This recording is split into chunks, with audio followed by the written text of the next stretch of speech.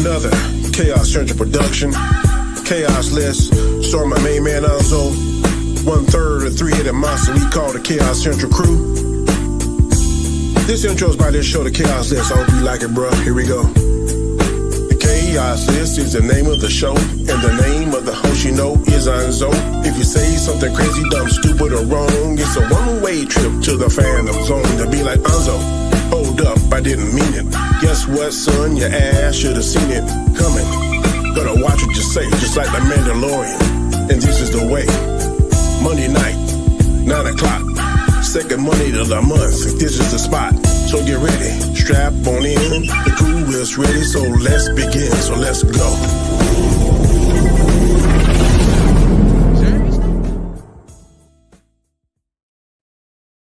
Hey, yo, what is up? What's going on, people? Welcome back to another episode of the Chaos List. This is my show tonight, but we got the usual suspects in the house. Danny, tell the people where they can find you, sir. You can find me on my channel, The Road to Wisdom, on Mondays and Fridays. You can also find me here with these fans jumping on Mondays, usually around about 9 p.m. this time. I got another show I hang out on called The Hangout on Wednesdays at 8, and then Storms Live on Sundays at 8 p.m. Yes. And then we have Chris Knight. Mr. Knight, tell the people where they can find you, sir. You can find me on The Real Review 3000, of course, here on Chaos Central, first 3 Mondays of the month. Danny's show's first, Chaotic Conversation. Then, of course, tonight, Nzo's show, Chaos List, and then my show next week, which is the Rule of 3. And then you can find me on my channel, The Real Review 3000, where I do the weekly wrap-up every Sunday. We do Jackbox games, go over some funny news articles, and then toy releases that no one should ever give their kids, but we talk about that stuff, have a good time. And Masked Singer started last week, so we started our Unmasked and the Masked Singer. We are so excited to be back in the studio doing full videos. We released Tuesday a shorts, so the Masked Singer shorts is still here, and we do that with a few little things about what we think, and then we give you the full rundown on Wednesday before the show at 6 o'clock or 7 o'clock Eastern. So feeling good, getting some more content out there. That's a good thing for me, I think. I don't like the new format they're doing where they blur the people's face. You got to wait till the next episode. I don't like that. Well, you see, I when they were dropped 2 people in the past, I've always said they should do that because it almost guarantees people come back next week. Now, the reason why I think they did it, though, and I won't give it away here, but watch tomorrow and on Wednesday. I think the people who are under the croissants are not well received. Let's just put it that way. I'll just give you that hint. Okay.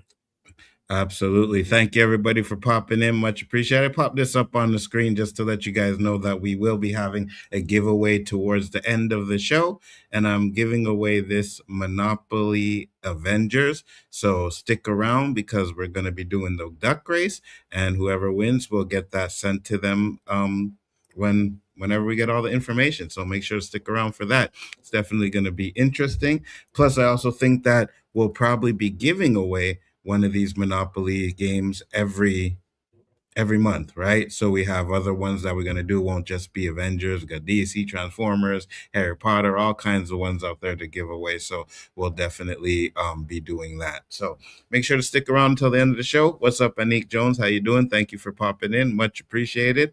And we are going to get into a couple of the topics that I have for today. The first one is going to be very interesting because I know my boy Danny is not going to like this news. We discussed it on the Rewind on Saturday, but we're going to discuss it here a little bit more today, which is, hold on. I didn't get you guys in there. There we go. That was better. Which is the Blade movie has been canceled. All right. So I'm just going to read a little bit of this because it does say that there are some good information on that, but I'm not too sure. But it says Blade MCU movie gets positive update despite cancellation rumor. So Marvel Studio, there may be hope for Blade MCU movie after all. Marvel Studio originally announced that the Blade movie was in the work at San Diego Comic-Con in July 2019. Now let that sink in. We're in 2026. You mean to tell me in 7 years you couldn't get a Blade movie done? I don't. Hey, listen, they're just keeping the black man down. That's what it comes down to. You know it. I know it. 100%. And you know what? I think Chris Knight is probably on that page because he keeps us down on Chaos Central all the time. So yeah. Whoa. I'm just saying, you know what I mean? Oh my God. Look what happens. Look what happens. The white man tries to come to the defense of a black man, and we get run over for it anyways. You see what I'm saying? Victim mentality, right? That's what they want. They want to be the victims. I get it, 100%. Says Marvel Studios originally announced that a Blade movie was in the works at San Diego Comic-Con July 2019. At the time, it was also announced that Mahershala Ali would play the titular character. 6.5 years later, the movie has still not come to fruition, and no director is attached to the project at this time, and the film does not have a release date. Yesterday, Jeff Snyder of The Insider said on an episode of the Hot Mic podcast that Blade is dead. He explained, I'm hearing Blade is dead and that it is a Midnight Suns movie. He will not be introduced in a solo movie. He'll be introduced in a Midnight Sun movie. Now, what is the update on the Blade MCU movie? Scooper James Mack is now saying that the Blade movie is not actually canceled. Mack wrote on Twitter, the Insider is acting crazy. Blade was definitely not canceled. No further details are available at this time. Given that the Blade movie does not have a release date from Marvel, it seems safe to assume that it won't be coming out anytime soon, if at all. Having said that, there has been no formal announcement about a Midnight Suns MCU movie as of yet either. There have, however, been plenty of rumors suggesting that a Midnight Suns project is in development, with some believing that it may be an adaptation of the Damian limited series, which features Mephisto as the main antagonist. So far, Ali's only MCU credit is the voice cameo in a post-credit scene for Eternals. Blade was part of the Marvel Zombie show that was released last year, although this version of the character is voiced by Todd Williams and is also partially based on Moon Knight. So, Danny, what are your thoughts about the Blade movie probably being canceled or maybe not? What's up, Tamika? How you doing? I know if I was Micheal Ali and this cost me any kind of money because I was setting aside time out of my life that I can't get back, I might be trying to go after legal actions with a lawyer unless it's something in the contract saying that they can't sue or whatever, because this man, I don't know whether he approached him. I think the initial story is that he approached Kevin Feige. I'm not certain, but I could definitely remember the announcement. I can remember how happy he seemed to be. He was smiling, and I think he thought it was a big push for his career. I also remember Kevin Feige saying that he was excited because it's like an Oscar class actor now. I think we would bring clout to the MCU, which was already during that time riding high. I just think it's unfair, and I'm with you. I don't see how this is not rocket science. We done see plenty of wash, repeat, dry movies. So all you got to do, man, is just have a bad main vampire, and they got to go through his story to get to him and eventually kill him. I don't see where it's all that hard and complicated. I mean, you could possibly make it hard and complicated, but it seems like, and I hate to say this, but it seems like these main black actors, they're getting the short end of the stick for whatever the reason is. I don't know what 100. It is. I don't know whether it's by design. I don't know whether it's coincidental. I'll give one coincidental. I would give the Jonathan Majors just that wasn't foreseen. And the death of Chadwick Boseman wasn't foreseen. But the way they did Anthony Mackie and the way they're doing Micheal Ali now, it's just like, oh. And then you also have to count in, we have that Wonder Man show, which kind of looks kind of garbage too as well, right? So we're giving black people all of these roles where they're minimize not getting the movies or trash roles? I don't Like know, I man. said, Well, I don't want to say that yet. I don't want to be the angry black guys. It's always something racist. But I'm just saying, if it walks like a duck, looks like a duck, talks. acts like a duck, it ain't It's no gotta be it a ain't no duck. swan. So, What are your thoughts, Chris? I mean, I can see a lot of that. I mean, at this point, let's be honest, you brought it up 7 years. I mean, even if they do a Blade movie, is Marshall Ali going to be the one who does it? Exactly. That's the thing. Now you're talking about possibly recasting. Danny's point, the contract probably gets Marvel out of any problems, but without a timetable, yeah, he's not going to just go take a movie because he has a contract and he doesn't know. And they're probably telling him, listen, just be mindful. We could start any day. I would lean more to the point, though I haven't heard a definite, that it's probably canceled. I mean, it's been in the indefinite stage, no matter what anything gets said. And then just throwing the Blade character into a movie just as like a freaking, okay, well, here you go. We'll just give you this. I think it's ridiculous. It's like, one, the character deserves better. It fits in line. You can make a great movie. We talked about this before. You can make a great movie that fits in line with the stuff that Ryan Reynolds is doing with Deadpool as far as violence and really give the character its true depth that the comic book did. So you're wasting a really good opportunity to be able to dive into that rated R world of the comic books, because I think that's something we talked about with Disney doing Deadpool, is that if you can do it right, which I think we can all say that the latest Deadpool movie did great.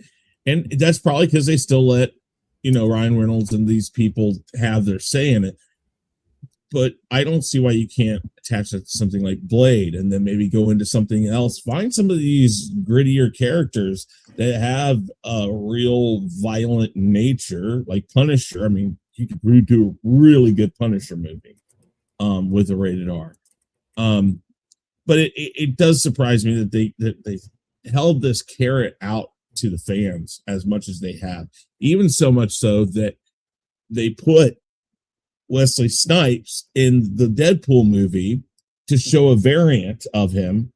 And then there were rumors here and there early on that he may actually show up in the new movie.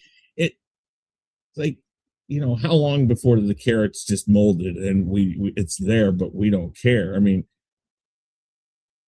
if this isn't canceled, now they're falling on the realm of Black Widow in that movie. It's like, when you do get it out, is it too late? Mm-hmm. Because where are you going to put him? I mean, I guess you could try to put him into the X-Men universe, though he doesn't quite fall into that. So, but you could hold off that long and put him in after you get done with all these and introduce him along with the rest of them in the movies. I guess you could do that. But again, by the time you get that movie out, is it going to be too little too late? And that's what I'm saying. Like, it's not rocket science to get a Blade movie out there, right? It's very simple. You have a vampires and a vampire killer. That's it. And then when I go back and I think about the original Blade, right? It wasn't this, like, this wasn't this big type of, oh my gosh, there's so much things going on in this movie. No, it was Blade killing vampires. You could have did the same thing, just updated it, right? You could have kind of took the same kind of beats as the Blade movie and created this Blade movie. So now you have this actor who's been waiting for 7 years to do Blade, and like Danny said, by the time you get it done, is he even gonna want to do it? Is he not? Is he gonna be too old, right? Because you have 10-year plans with these Marvel movies, right? He's in his 50s now. So you want him playing, Blade until he's 60? Now I get it. Hugh Jackman is doing it, right? He's still doing it. But again, not everybody can do that. You need to get someone younger, at least, if that's what your plan is. I just think what they're doing to this guy in this Blade movie makes no sense to me. And if you guys watch Godfrey, right? I said this on the show. He had a talk where he was like talking about how when he first met Stan Lee, and Stan Lee was telling him how Blade, Wesley Snipes Blade, saved Marvel. They were going bankrupt, and this guy. So Blade should be a priority when it comes to getting a Blade movie out there. You know what I mean? Like the one character that saved your company, now all of a sudden you're having a hard time getting a movie done When did because Blade come out originally? What year? 89, 90 or something like that. Hold on, I'll tell you.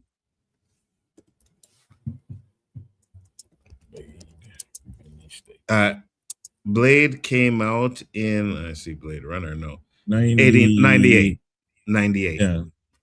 Okay, I think now, and correct me if I'm wrong, Blade was kind of like a hybrid because Marvel wasn't really, nobody was really smelling what Marvel was cooking back then.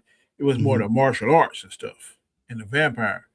But then it did give a shot of adrenaline to the arm of MCU or the Marvel back then. But I wasn't really worried about Blade being a Marvel character. I was like, man, the vampire lore and the martial arts. So I kind of think that's what kind of drew Blade. It drew the fandom to Blade, not so much it being a Marvel character.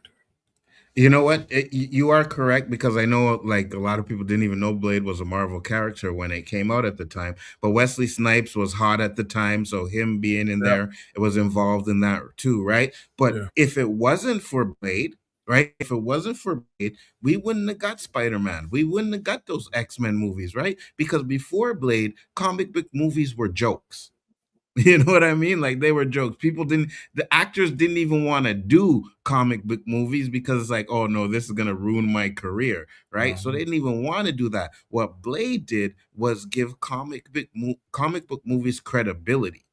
And then it's like, oh, let's try the X-Men now, right? Boom, X-Men comes out and that's great. Well, some people like it, some people don't. But Spider-Man comes out and then Spider-Man is like, oh my gosh, all right.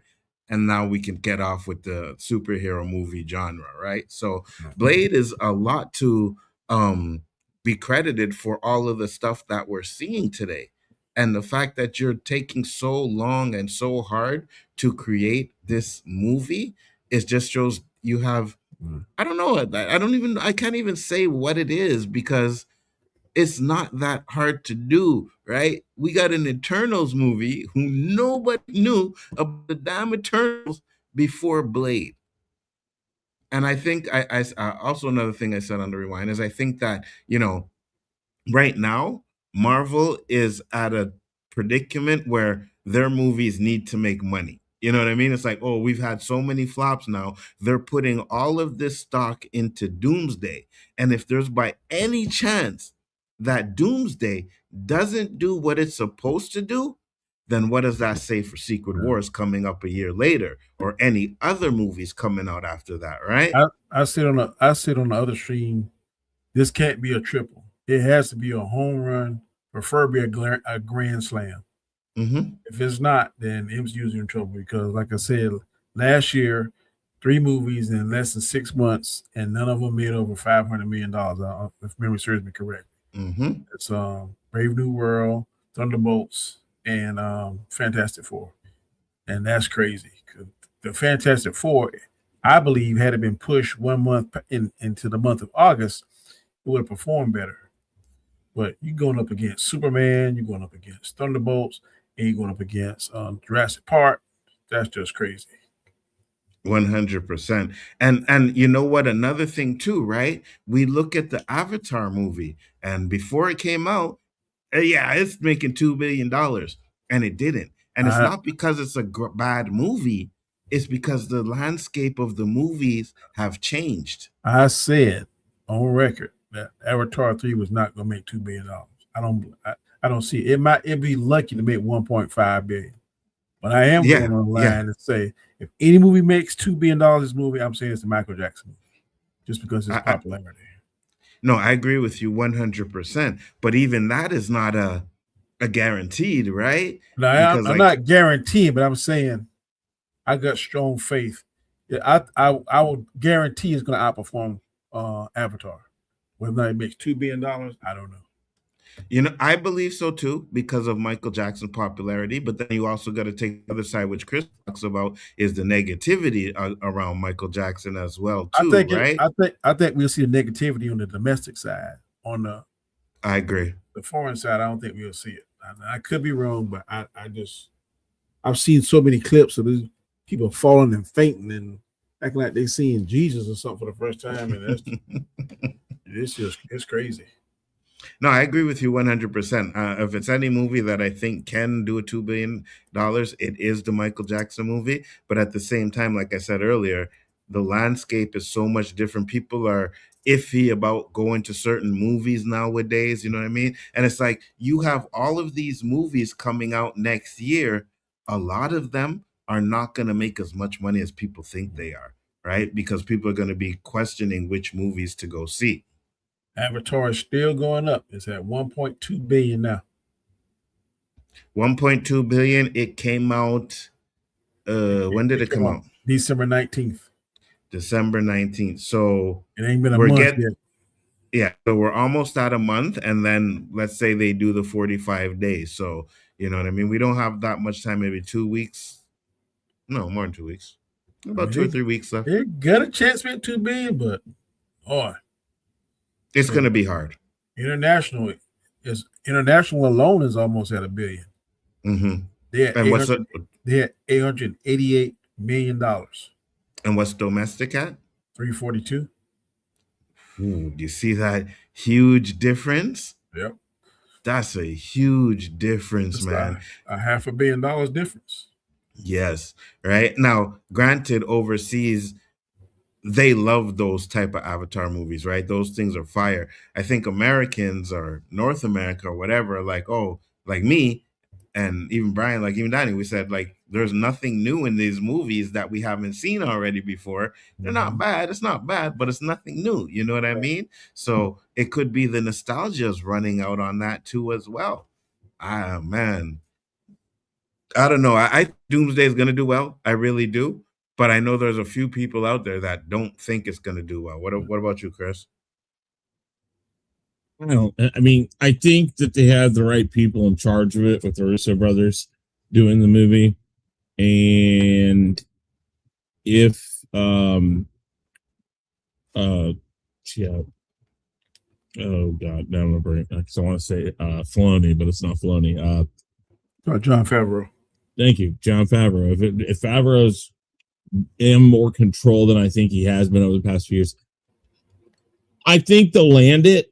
I don't think we're going to see as high as some people are saying. Maybe it makes $1 billion, but I think the problem you're going to have is there's so much of a disjointed story going on currently that whatever they do in this movie to make it better or to make it make sense, it's going to take a lot of reworking of current storylines or something that I think it'll do well. I just don't know if it'll do, like 1.5, 1.8 billion. I think it could easily hit the billion mark. But as we always say, all it takes is a bad opening weekend and people just say, oh, it's dead. It's trash. We know there's going to be plenty of people that are going to say that already. They're just all those people who just don't want it to succeed. Absolutely. But we also know that if it does well, and if it is a Marvel movie, it's on the level of Infinity War or Endgame, the traction will come and they'll be able to pull it out. I'm thinking it's going to make that $1 billion. I'm thinking the Russo brothers are going to look at everything that's happened over the past 10 years and they're going to say, okay, this is what we keep. This is what we get rid of. We don't talk about this. We don't talk about that. They're gonna find the things they need to do to get this to the next movie. That's what they're good at. And he said also the runtime, if they made it 2 hours instead of 3 hours more showing, so more people will watch it. So here's the thing, because I think and I don't know how accurate these rumors are right now, but people are saying it's 3 hours and 45 minutes. If it is 3 hours and 45 minutes, then that's going to hurt a lot of the box office as too, right? Because you can only have so many movies in a day. So that could be an issue too. Now, I don't see it being that long. I'm thinking they're still going to keep it to around the same amount of time as maybe Endgame, or maybe it'll be the same amount of time as Infinity War, and then Secret Wars will be the 3+ hour movie. So it's hard to say with that too as well. But you got so much stuff that they gotta explain in these movies that it could see it being 3 hours and 45 minutes. Now, with that being said, Spider-Man No Way Home made $1.9 billion as well. So I think the one thing that Doomsday has going for it is it has all of these characters in it, right? That's gonna be a huge thing that may up the profit as well, especially if they're done right. Now, personally, I think a lot of them are going to be in there just to die. Like, if you thought Multiverse of Madness was bad for what they did with the Illuminati, imagine what they're going to do with a lot of these characters from the Fox universe. You're going to get like 5-minute screen time with them, if that. The only two that are safe are Wolverine and Deadpool. Anything else that they introduce from the Fox universe, because we already know Wolverine will be in the first runs of, or at least I say we already know. It's been heavily suggested that he is there for at least 2 or 3 more movies. Yes. And that he'll go and start the new mutant saga. I think they're smart if they're working on a mutant saga right now, because they can lead into that from this, totally ignore what they start in this in Doomsday, move to Secret War, answer those questions. Truthfully, I would have put Secret War first and then led that into Doomsday, and then Doomsday ended all with leading into the mutant saga and restart the mutant saga with people they want, and then focus on that for a little bit with a little bit of Avengers in there in places. But I'm with you. I think they're just gonna take they're gonna go and slash and kill. Obviously, Patrick Stewart is all for it. Gone. He's gone. No, but he's gonna probably be like, how many times can you kill me if we're doing multiple universes? How many times can you kill me? He'd love it, and so would Ian McKellen. Those guys will be for it. Who played the younger guys that were Magneto and Fassbender. Yeah. I think they'll be up for it too. Maybe one of those guys makes it long enough to get to the beginning of the mutant saga, but then it's out. Maybe. I don't think anybody we know is mutants except for Jackman and Reynolds make it out of this. I think every one of these guys is gone because they have to recast these guys. 100%. Kelsey Grammer's just doing this because for them it's fun, it's residual. Mm-hmm. Same with Patrick Stewart, Ian McKellen, all of these guys. It's fun residuals, but yeah, I'm with you. They're gonna get rid of all these guys. And they know, like, the last Avengers movies, how much money they made, right? So you definitely want to be a part of this. Now, I know Patrick Stewart said this will be his last role, which kind of makes sense because he is getting old. I think Ian McKellen is probably done as well in acting. They're going to retire as actors, right? But yes, if you're going to, which what we think they're going to do after Secret Wars is kind of reboot everything, then these characters got to die, and they're going to have to go and recast. And I even think they should recast Wolverine, to be honest with you. Like, it's time. Yeah, it's time to get rid of Hugh Jackman. I get it. He was great. But I think the one thing that a lot of people like to say is like, oh, well, Hugh Jackman was so great, and Tony Stark, Robert Downey Jr. was so great that no other people can play these roles. And I disagree with that. You got to give people a chance, right? I think that there are some actors out there that could probably do just as good, if not better.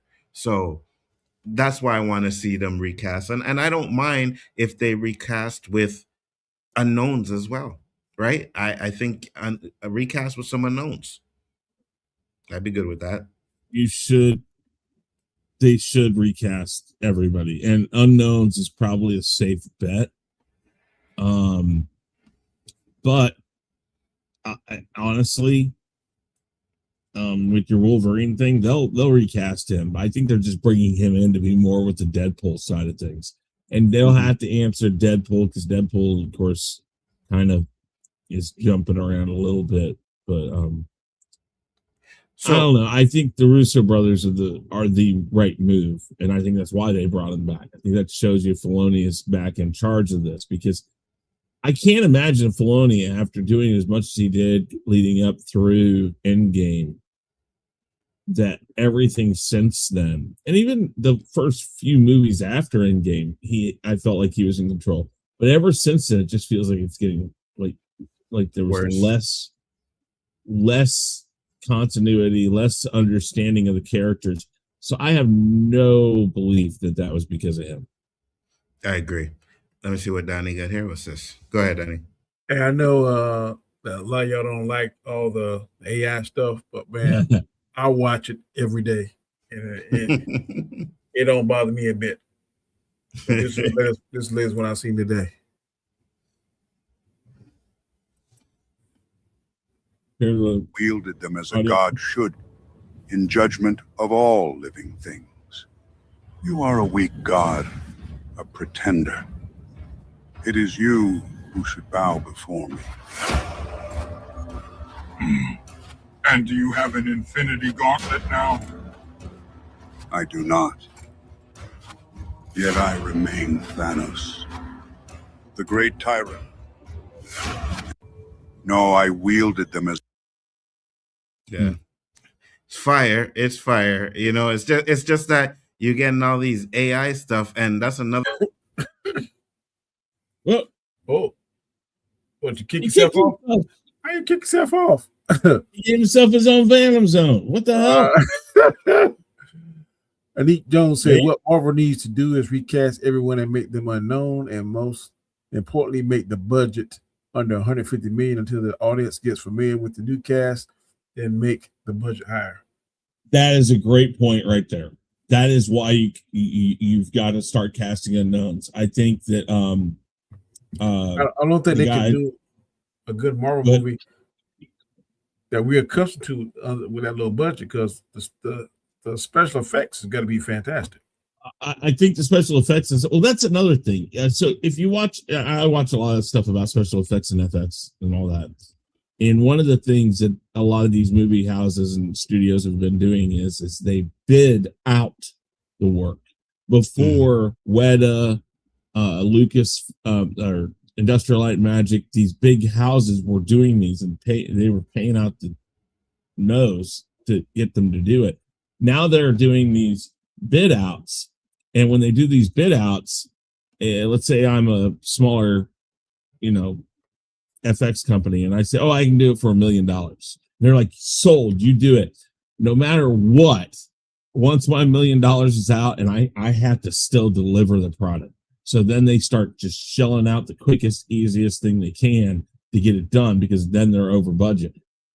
If they just go back to doing in-house stuff, and it's Disney, why can't they afford to pay it? Listen, you pay $150 million in total for the actors at most, if not less.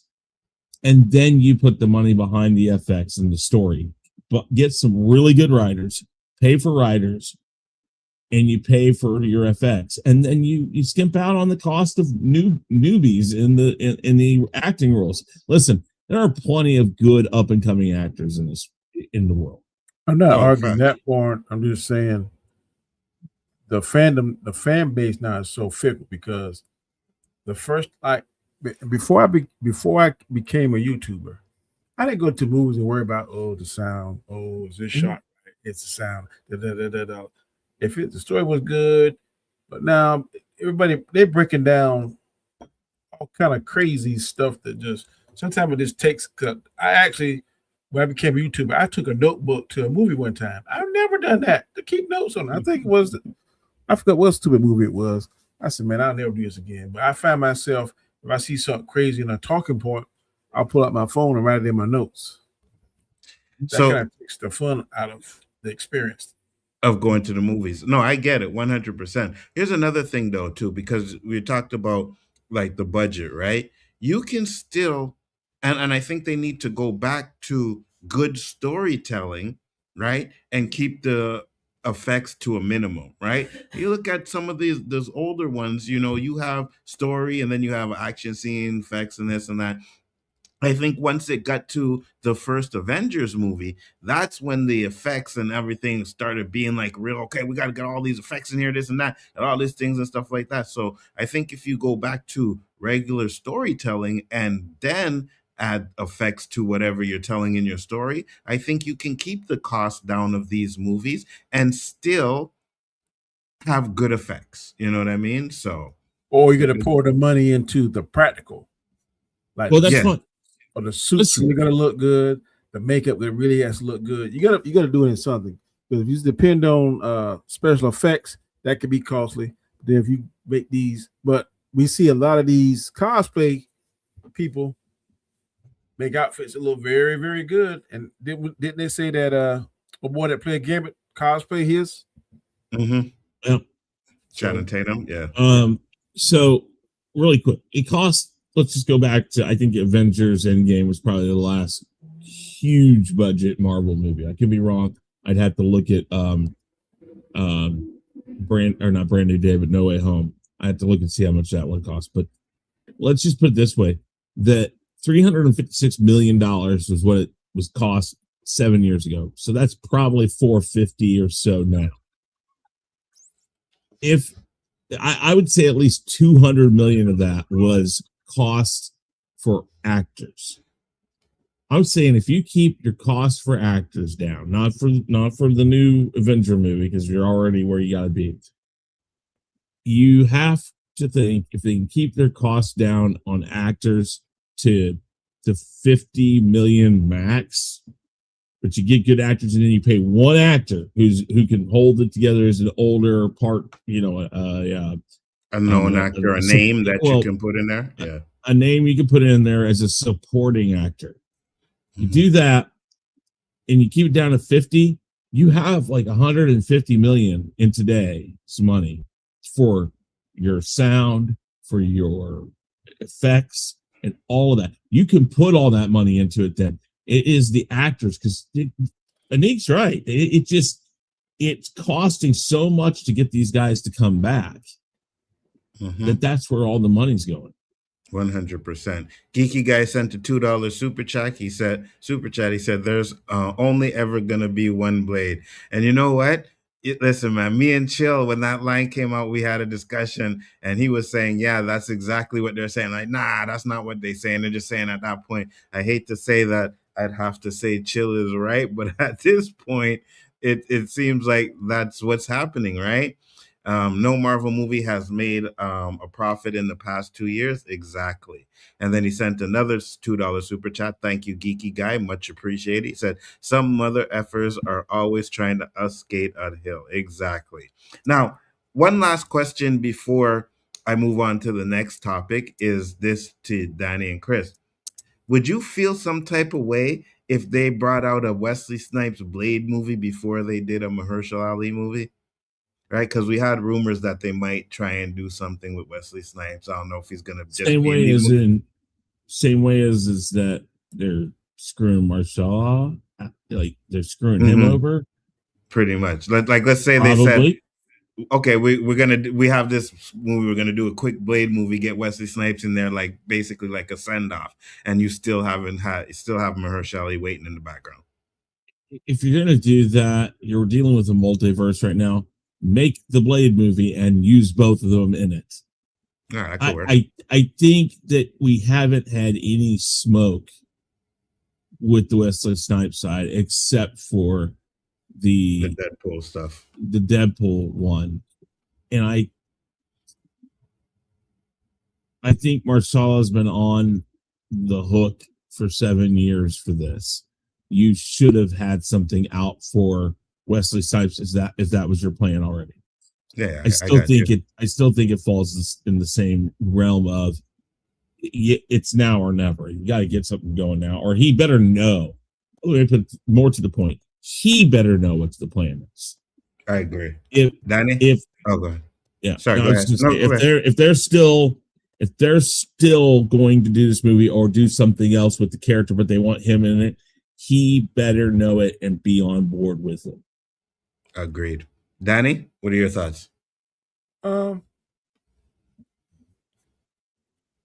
Ali probably feels some kind of way, but based on what I saw in Deadpool and Wolverine, Wesley Snipes he looks kind of frail to me. He did, yeah.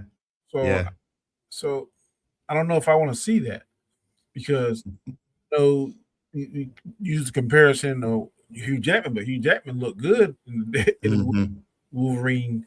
So I don't know whether it's a lack of nutrition, lack of effort in putting out, or a lack of attrition. Because sometimes some people can maintain more than others. But when I saw him, it was cool to see him on there, but he looked frail. So agreed. I don't know.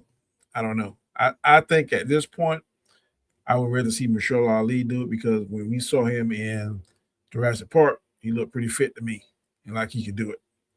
So if I had to vote, I would put my eggs in his basket. No, I agree with you 100%. Nzo, I don't know Nzo because some people who saw the reveal didn't even know who Wesley Snipes was or Blade. Yeah, I feel you. I mean, my theater kind of blew up when they seen him, right? It was like, oh yeah, Wesley Snipes, so that was good. But yeah, Marvel needs to tell actors you need us more than we need you because being in a Marvel film automatically gets you more roles because no way you should be giving Robert Downey Jr. 60% of the budget. Agreed, 100%. But we're going to move on to the next topic, guys. Great topic. Thank you, everybody that participated. Again, make sure to stay tuned for the end of the show because we do have a giveaway that we are giving away, and we will be doing one every month on each one of our shows. So it's going to be definitely good to see who wins that. Go ahead. Once a month on one show. So we're yes, on one show. Yeah. He kicked himself again. No, because I switched scenes, so it didn't put me in for some reason. I said, rumor is that Hugh Jackman used performance-enhanced drugs to get the look he did. Possible. I mean, at his age, you know what I mean? I wouldn't surprise me at all. How old is Hugh Jackman? Oof. He's pretty old. I don't think he's 58? In his 60s. He was born in 68, so he's 2 years older than me. So that make him 57. Okay. Yeah. Still old man. You know what I mean? Because I know how I feel. You know what I mean? How old is Wes? Wesley in his 60s. I'm almost certain. Yeah, Wesley's definitely in his 60s. Snipes. Age. Said Danny probably will give away some advice because he's cheap. Wow. He's 63. He's 63. You don't want to respond to that, Danny? Yeah, if a neat win, that's exactly what I get. I'm gonna mail the box to his address. It's gonna be like a card saying, "Here's your advice." Next topic we have is Sinners at the Golden Globe. So Sinners Golden Globe win causes divided reaction. Such a sham. Hold on, my thing is messing up. All right, here we go. Sinners was one of the surprise hits last year, not only with its staggering box office performance, but also its glowing reviews from both critics and audience, priming it for an incredible award season. However, the voting members of the 2026 Golden Globe, appeared to have committed the ultimate sin in not recognizing Ryan Coogler's vampire thriller for more awards, which many are now calling a grave mistake. It triumphed in two categories after being nominated in 7, but its wins have caused a divided reaction on social media, with some celebrating its victory and others labeling it a sham, and one of the biggest snubs of the event. The 83rd Golden Globes Awards on Sunday, January 11th, was packed with humorous moments and even became a breeding ground for new Leonardo DiCaprio memes. But like all good award ceremonies, there was also a dash of outrage thrown in the mix. Sinners received 2 awards at the star-studded event, taking home the trophy for cinematic and box office achievement and an additional gong for Best Original Score. which was not televised as it was announced during an ad break. While some people applauded its success on social media, many more have expressed their surprise over the hit film missing out on several major categories. So Sinners didn't just win a Golden Globe for cinematic and box office achievement. It validated the idea that audience will absolutely show up when giving them something original, well made, and unapologetic. The market spoke loudly. This one said, I cannot believe Sinners only took home one Golden Globe. Sorry, give me a second. I don't know why this thing is acting so slow, but so basically what's people are complaining about is the fact that Sinners did not win for best movie or wasn't even nominated, or Michael B. Jordan, said thought Sinners would at least get the Globe since it was a separate category from OBAA and is probably not getting that Oscar, especially now. So those are some of the tweets that were going on. Sinners quite literally faced one battle after another up against Paul Thomas Anderson's unique action thriller. It lost out to the DiCaprio-led flick in a number of categories, including Best Screenplay and Best Director. Many experts believe Kluger would take script honors and Anderson would pick up the directing globe. But these predictions were proven wrong on the night. Sinners was also set up for Best Motion Picture Drama, which was instead gracefully accepted by Chloe Zhao for Hamnet, while The Secret Agent Wagner Moura won Best Actor Drama over Michael B. Jordan, and K-pop Demon Hunter clinched Best Original Song. So, Danny, let me start off with you. What are your thoughts of Sinners not winning Best Picture, or Michael B. Jordan not winning for Best Actor? I don't understand it, because sometimes the pendulum swings one way and they have these set of rules to judge, and then the next year it goes another way. I think it was definitely cheated. I think Michael B. Jordan should have been nominated for Best Actor, because I mean, he played two different actors, two different personalities, and the special effects. I mean, look, they were right beside each other. And that first scene when they passed the cigarettes, I could not tell that they were two separate things. So the technology he used in that camera system alone should have been, Ryan Coogler should have been, in my opinion, getting more for that. But like I said, I don't know what the criteria for these things are. I don't know who they sent out these ballots to vote on it. I hate trying to bring up the race thing, but I don't. It seems like one constant thing after another. Because if you look at the numbers in the box office, it killed. Mm-hmm. I don't know any other independent movie in that particular genre did better than Sinners did. I mean, it broke records, but I don't understand the mindset. I don't understand who the voters are, and I've talked to both white and black YouTubers, and it's always in the top 5 for last year. I think when we did ours, I know it was in the top 5 for us. So I mean, I don't understand it. It's kind of frustrating, but what can you do? I feel bad for Michael B. Jordan and Ryan Coogler and the rest of the actors. I thought all of them did a fantastic job. Agreed. Chris? 6 words for both of you. Awards shows are a fucking sham. Facts. I don't give a fuck. You know what? Awards shows have been bought out, sold out, given to whoever the fuck they want. Listen, if you want to like a movie and you're only going by awards, it's the wrong place to go. Now, I am not saying by any means that movies and TV shows and things like that have won awards aren't worth time to go see them or aren't great movies or shows. It does happen sometimes. But sometimes the best shows get screwed out of awards. And if I were them, I wouldn't even give a crap. I'd be like, you know what? I don't need them to tell me I did a good movie. It's a great movie. I mean, I don't know. It's a fun movie to watch. Award winning, I'm not sure. I mean, again, I don't know how they choose awards, but I wouldn't give a crap. I'd be like, whatever. You know what? I didn't expect to get anything. I don't really need them to do it. It's nice, I guess, to get it. It would be great to get it, but I want to push back on one thing you said. Mm-hmm. If I'm in this game, I would give a crap for one reason, and this is my thought process. I know in the NBA, Klay Thomas was voted out of. He didn't make the All NBA or something like that. And if you don't make that, it's something that affects your money for as max contracts. So people that he was better than statistic wise got voted over him, and it cost him several millions of dollars.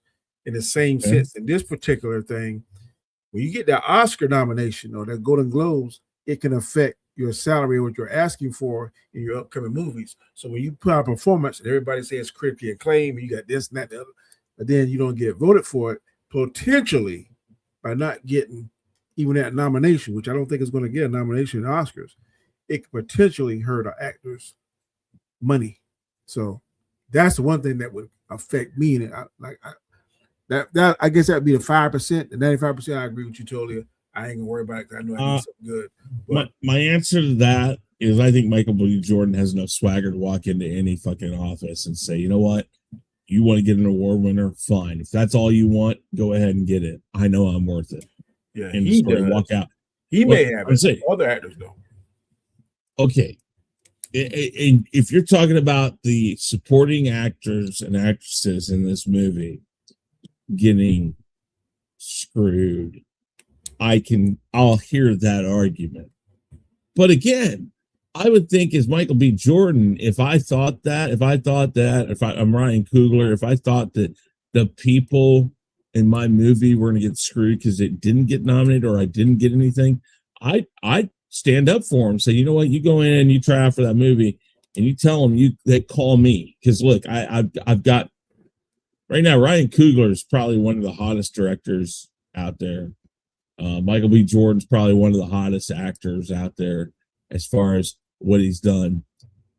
I tell them, as Michael B. Jordan as Ryan Coogler, I tell my supporting actors and actresses, hey, you know what? If somebody wants an award winner, you tell them, call me. Because I'm going to tell them, you should have gotten that award. And if that's all they're going to base it off of, is a bunch of people who sit there and probably don't even really watch these movies. I don't even know. They won't even talk about who actually, I mean, maybe they do with Golden Globes. I know with the Oscars, it's very under wraps exactly who gets to vote.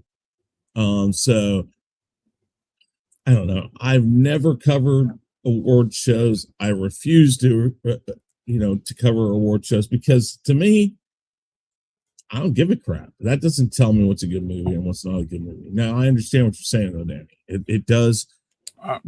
And again, maybe clout or ability to get roles. Maybe. Listen, it does because remember, and I'll say this before I get into my opinion because I agree with Chris about the award shows and I'll tell you why. But just remember, at one point when Dancing in the Stars was really like young and stuff, and they asked Cher if she was gonna do Dancing with the Stars, and you remember what her answer was?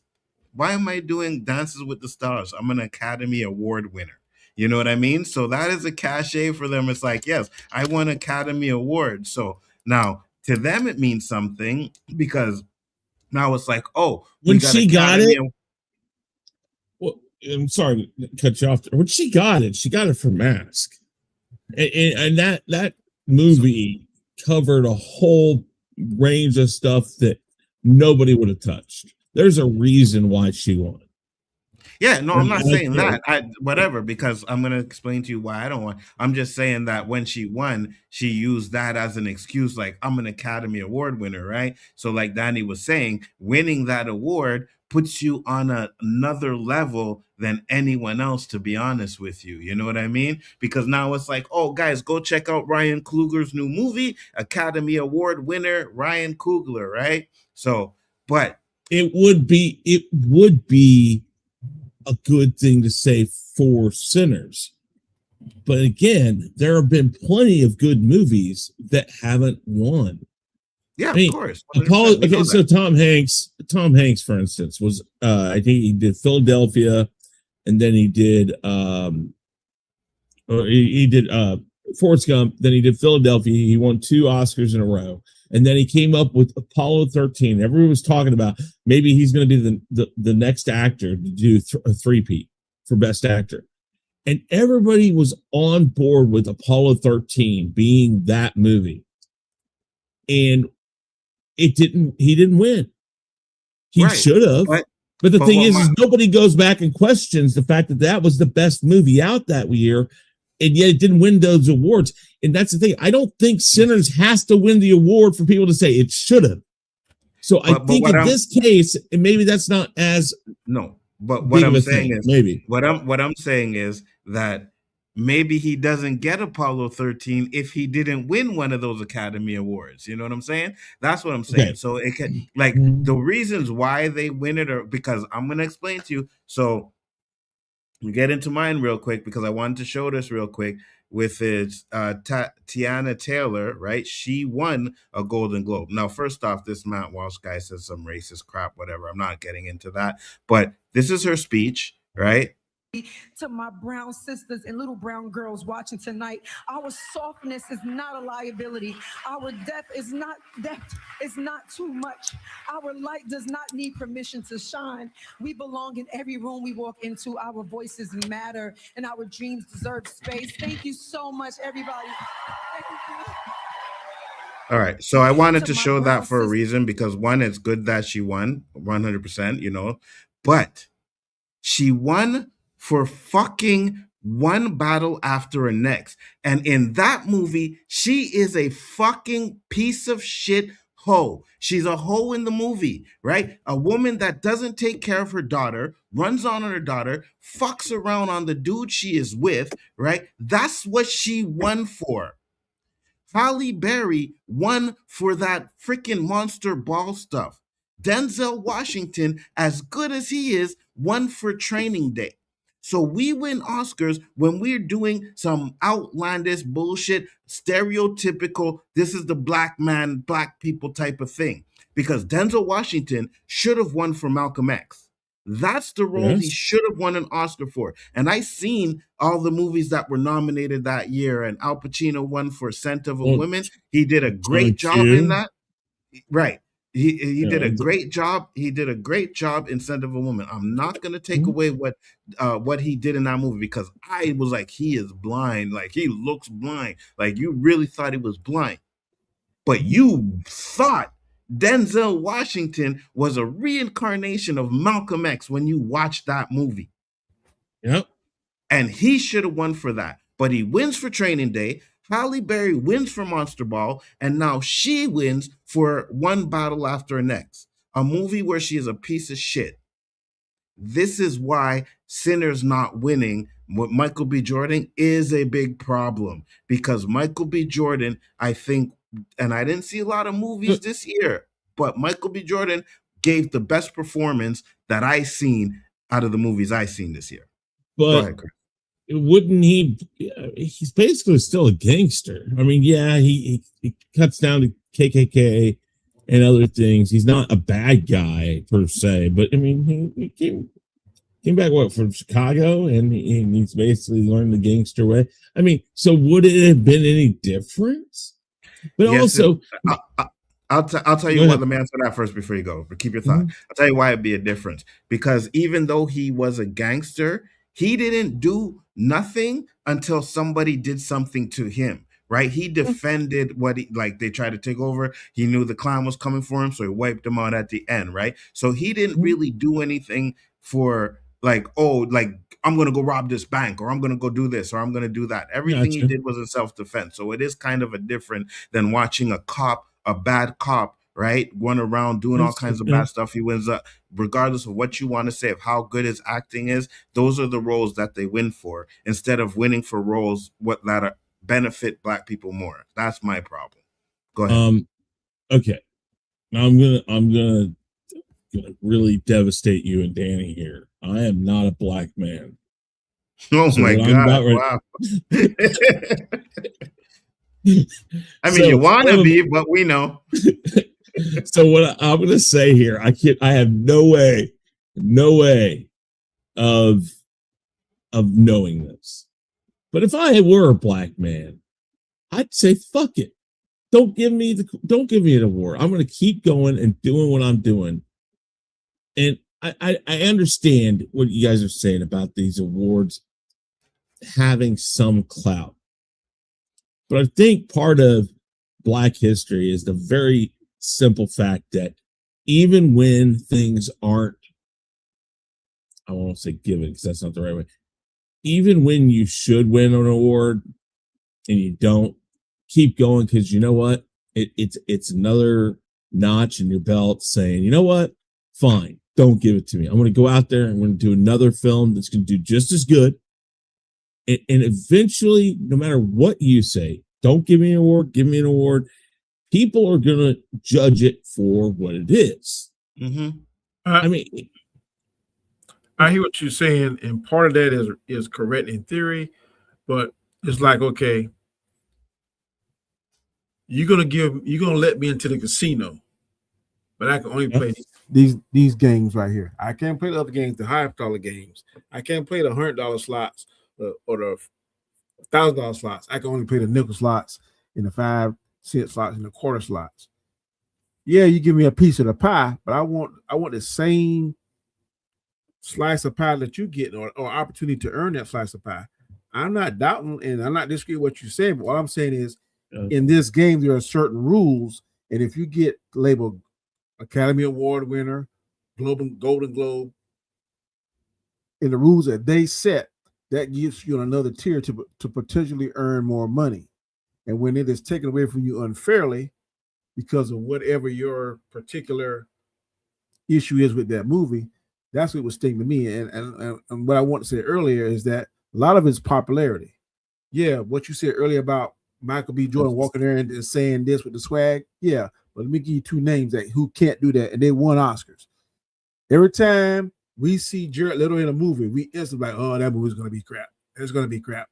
But he won an Oscar. Mm-hmm. He can say that. Every time we see Brie Larson in a movie, oh, that's going to be crap. It's going to be crap. But she won an Oscar. So whether you like them or don't like them, whether they're popular or unpopular, some people, Michael B. Jordan may have that swag, he may have that connection, he may have that personality to do that, but some other people don't. And I just think that this was in order to get Oscars, I think there's a small window. Facts. And if he don't hit the right movie, the right mixture, the perfect storm, he may be out. And I think this was a strike. If you get 3 strikes, I think this is a definitely strike. I think it's an unfair strike, but it's a strike. So one thing I will say too, Danny, because I do agree with you too, but a lot of these Oscars, right, will see, oh, okay, we snubbed Michael B. Jordan for this one. Michael B. Jordan does a role that's not even half as good as Sinners, right? And they're like, okay, we're going to give him the award for that, kind of like a makeup kind of call. You know what I mean? I hope that don't happen. I think that's what they did with Denzel, right? Granted, Training Day, great movie. It's really good. But should he have won for that or Malcolm X? You know what I mean? Okay, I'm going to say this. I'm playing devil's advocate. When Denzel made Malcolm X, was he at the height of his powers or was he at the peak of his powers when he did Training Day? Because I'm always going to say this. I think Michael Jordan's the best player I've ever seen. But when he came in the first 6-7 years, he wasn't at the height of his powers. At the peak of his powers, when he made that run, that back-to-back 3-peat, he was at peak Michael Jordan. Was Denzel at peak Denzel when he did Malcolm X, or was he at peak Denzel when he did Training Day?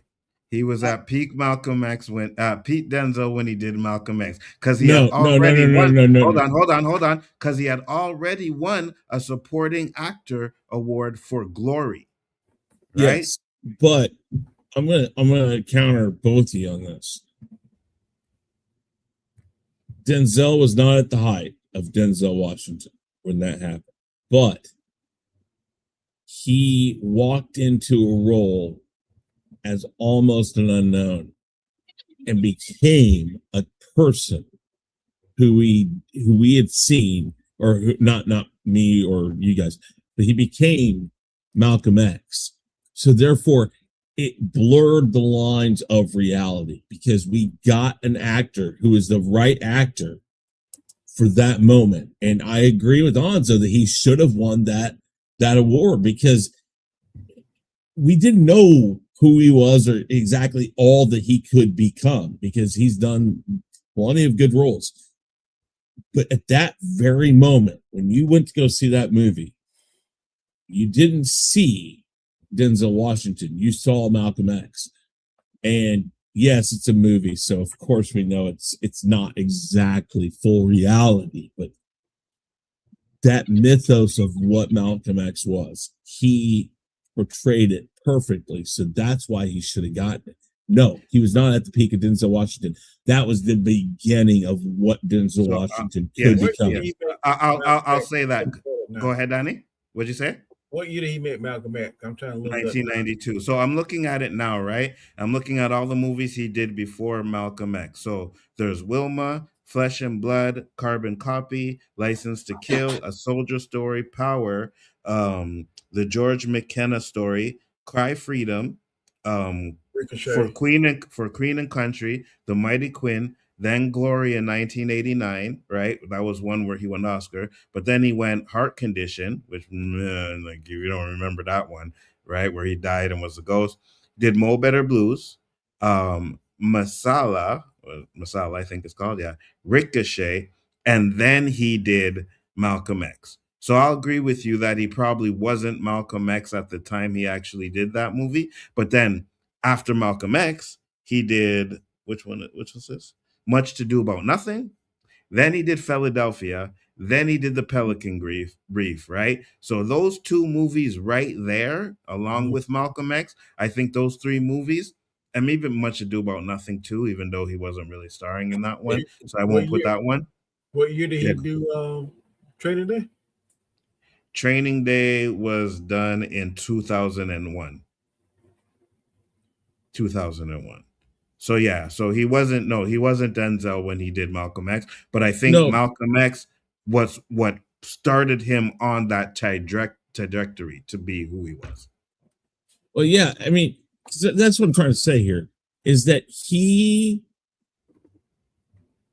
I don't know. It's like it was a perfect storm, lightning in a bottle with that movie. For some reason, somebody who cast that movie, and that's probably something that's wrong with Hollywood today, is that people can't cast correctly. I don't think it matters how much acting know-how you have. If you can act a part, you're going to walk in and you're going to do what he did with Malcolm X. Mm-hmm. Again, I think I'll give you a funny antidote to that. Think about what Dave Chappelle did in Robin Hood Men in Tights when he plays that 5 seconds of, Sherwood Forest didn't Sherwood Forest didn't land on us. We landed on that little 5 seconds. That's kind of what Denzel did with Malcolm X. He walked in and he became that character, and nobody knew enough about him to think, oh, hey, that's Denzel Washington from Training Day. That's Denzel Washington from John Q. That's Denzel Washington from The Enforcer. It was that perfect moment where Denzel Washington raised his performance level to where it needed to be Malcolm X, but not above that people said, oh, that's Denzel Washington playing Malcolm X. It was a perfect storm where everything became right here. Everything was even to be exactly what it needed to be. And unfortunately, he didn't win. Now, maybe that's because he wasn't the name. And I think maybe that's where Michael B. Jordan is right now. Is he people know who he is. I don't know. If you gave him a role like Malcolm X right now, would we say that's Michael B. Jordan playing Malcolm X, or would we say that's Malcolm X? I don't think much people could do that role that Denzel Washington did. But I will say this, that I do think that with Denzel Washington playing Malcolm X, right? I think that was like where it was like, oh wow, Denzel Washington can really act. Like he can really act. When I left that movie, I was like, man, I felt like I watched Malcolm X and not Denzel Washington. You know what I mean? So that's why I say personally why I think he should have won for that role. And I Well, don't think Training Day was a good enough movie for or good enough. Like he's been better. well, So what might have hurt him too if people don't like the subject oh matter. no, what hurt him, Danny? Thank you for reminding because that's what I want to say. What hurt him from winning is one thing and one thing only. It was Spike Lee. And Spike Lee was not in good terms with the Academy Awards and Hollywood and everybody at the time. Listen, I'm gonna tell you this because I can see and that. this is another reason why I say that the Oscars and these award shows are trash, right? DMX has an interview. Now, say what you want to, whether he's telling the truth or not.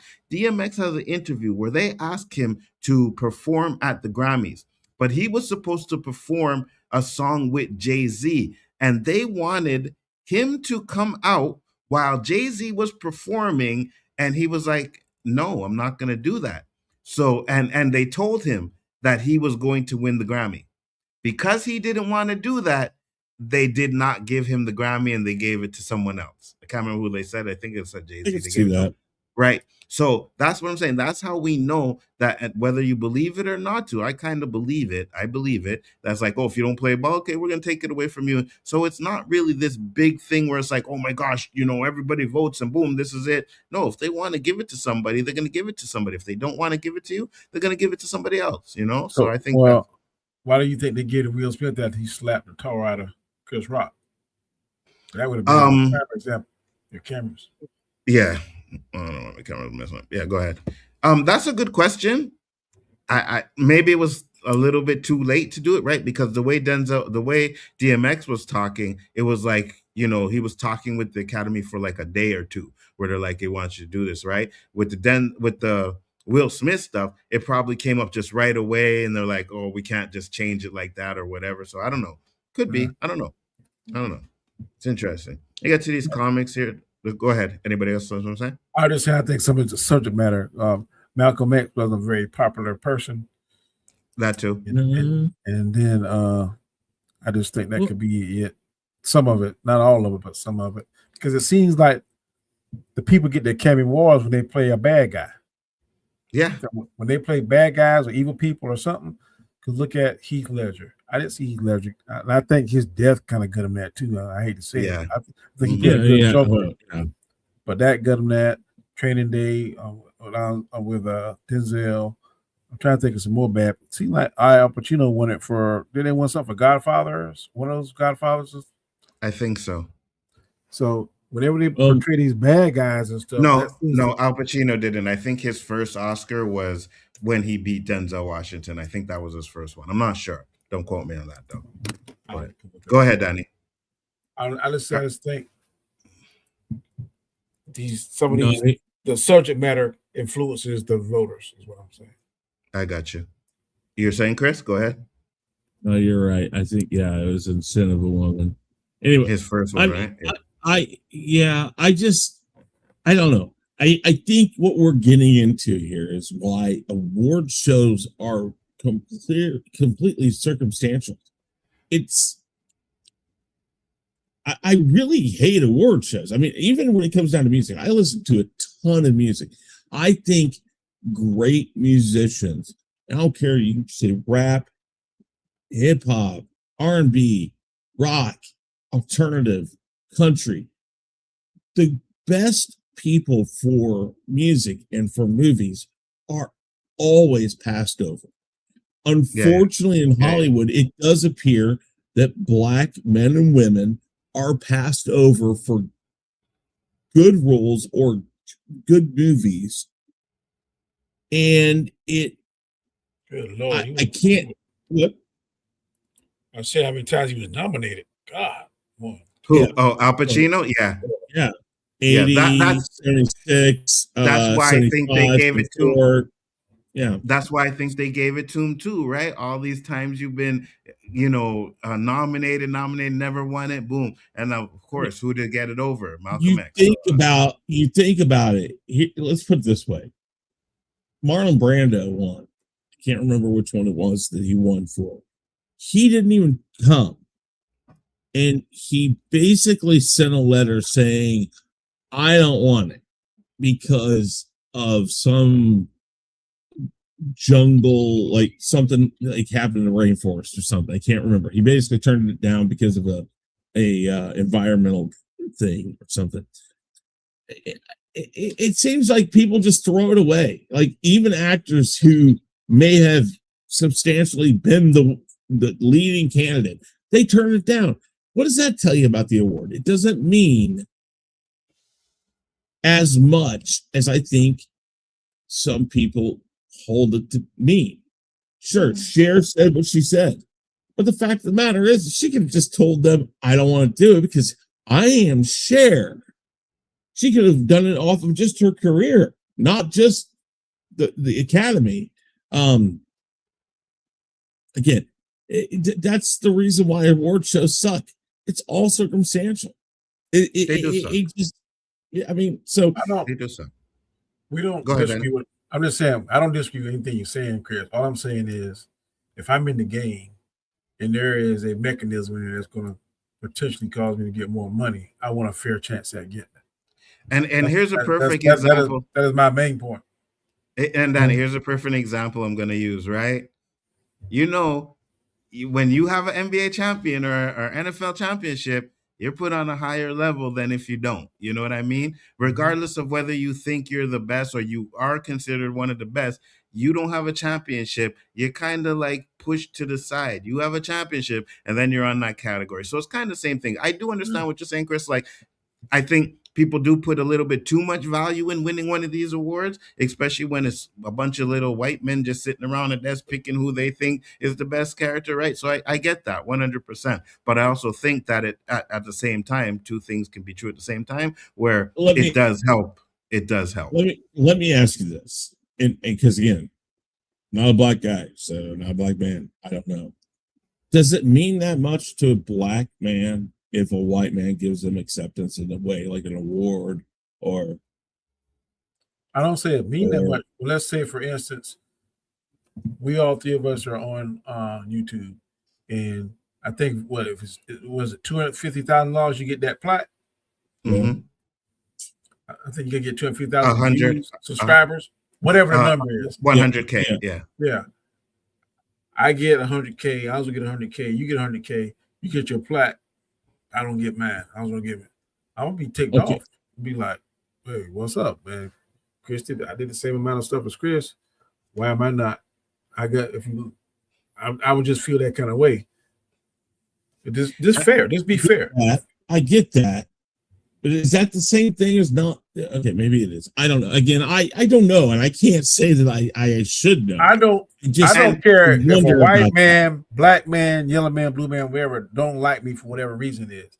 All I'm saying, if we're in the same genre or in the same profession, whatever, give me the same rights you're gonna give that individual. Now, whether or not I take advantage of those rights or achieve whatever, but if the thing is, you make a perfect thing. In TV, it's 100 episodes to get syndication. If I get 100 and I'm not getting syndicated, but your show gets syndicated, I'm on Cosby, you on Friends, and Friends get all this kind of money, I'm gonna feel some kind of way. Hey, did the rules say syndication 100? I got 101. I got 115 episodes. Friends got 100, and they syndicated. I'm not. I'm gonna feel some kind of way about that. Facts. And here's another thing too. You all know if all three of us got that plaque, we'd be in the background here. You'd be able to see that more effort, right? I would make sure that plaque is right there. I don't know how I would put it behind me because I got nothing behind me, but it would definitely for the first episode, it'll be just like this right here. Hey, what's up, people? Facts. Let me ask you this. Shouldn't award shows, maybe this wouldn't change anything, but shouldn't award shows literally be like what they do when they ask for Nielsen ratings? They send out random postcards, vote for what you want. Shouldn't that be how all these award shows are done? Send them, and I know there's People Choice Awards, and you watch the People Choice Award, it typically does lean more like you would think it would. I totally disagree with that. I think it should be a diverse group of professionals that get paid or who have your peers. Yeah, it shouldn't be, because you might send it to you might send it to me. Let's say, for instance, the best football team in the NFL. I'm not voting for Pittsburgh. I definitely vote for Kansas City. So it's going to be subjective. But if it's somebody that get paid to do that, and they see that they're fair across the board and they're in that profession, then okay, let's send it out to these 200 critics. Let them do it. Because let me give an example to what Danny's saying, right? They send me one of those awards and the penguin's on it, right? But I gotta pick the penguin, or I gotta pick Andor. I don't know, Andor. Yeah, I'm picking Andor. You know what I'm saying? So yeah, you know what I mean? Like, even though I can't stand, well, I wouldn't even say that. I wouldn't say Andor. I would say something worse than Andor. But whatever it is, if I didn't like it, I could be biased and say, like, I'm not picking this one because of my bias. You know, you'll have people who will not pick Sinners because it's a Black movie and stuff like that. So I think it should be, like Danny said, a diverse but peers, right? So other actors voting on it. I could see that. I would prefer that, you know. Let me get to the comments real quick. Go ahead, Danny. I said it should be fair. Like, if it's 100 people, 100 should be women, 100 should be men.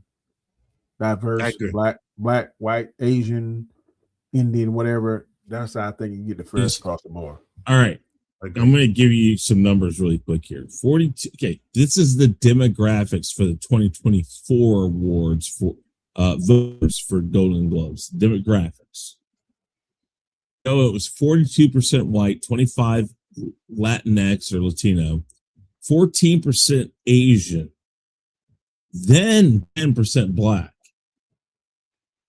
9% Middle Eastern, and then it says alongside 58% identifying as ethnically diverse and 17% as LGBTQIA+. The Oscar breakdown is even worse. Yeah, for sure. The Oscar breakdown, just give me a percentage how many people you think are white in the Oscar voters.